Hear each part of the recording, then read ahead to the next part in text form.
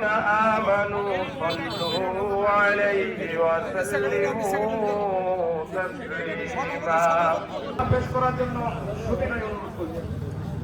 আসসালামু আলাইকুম ওয়া রাহমাতুল্লাহি ওয়া বারাকাতুহু। একটি কথা বলতে চাই যে আজকে এই যে আমরা দেখছি, আমরা একসাথে এখানে বসে আছি সবাই খোলা আকাশের নিচে,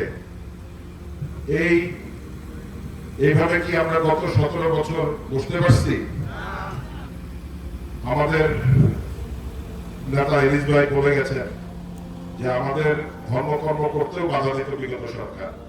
তো বিগত যে সরকার ছিল সেটা শুধু ফ্যাসিবাদ বা খুনি সরকার ছিল না, সেটা মাফিয়া সরকারই শুধু ছিল না, সেটা একটি ইসলাম বিরোধী সরকার ছিল। তো সেইখান থেকে মহান আল্লাহ তাআলা আমাদেরকে রক্ষা করেছেন এই জালেমের হাত থেকে। সেই জন্য আমরা আল্লাহর দরবারে শুকরিয়া আদায় করি। 28 লক্ষ কোটি টাকা, 28 লক্ষ কোটি টাকা আমরা একসাথে দেখি না, কেউ দেখছি? দেখতে পারবো না। 28 লক্ষ কোটি টাকা বুঝতে গেলে বুঝতে হবে যে 28 লক্ষ কোটি টাকা দিয়ে 95টা পদ্মা সেতু হয়, করা সম্ভব।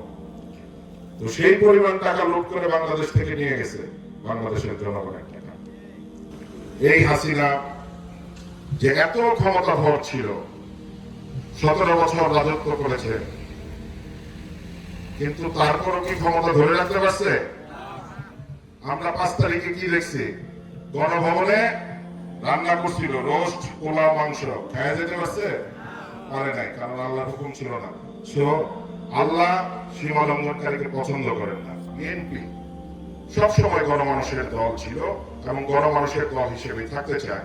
আমরা মানুষের, জনগণের ভোটে নির্বাচিত হইতে চাই। আমরা ওই নিশিরাতের ভোট বা বিনা ভোটে নির্বাচিত হয়ে ক্ষমতায় আসতে চাই না। সুতরাং আপনাদেরকে কাজ করতে হবে।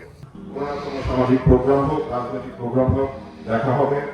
আজকে আমি আমার তরফ থেকে এই মাদ্রাসা এবং মসজিদের উন্নয়নের জন্য কিছু সহযোগিতা করছি। আমি সংখ্যাটি বলছি না, কারণ সংখ্যা বলাটা ঠিক না। কোন সহযোগিতা করলে সেটা বলাটা উচিত না। আমি আজকে আমাদের সভাপতি যে আছেন ওনার কাছে এই সব ধন্যবাদ। আসসালামু আলাইকুম সবাইকে, সকলকে ধন্যবাদ আমাকে আমন্ত্রণ জানানোর জন্য। ইনশাআল্লাহ আবার দেখা হবে।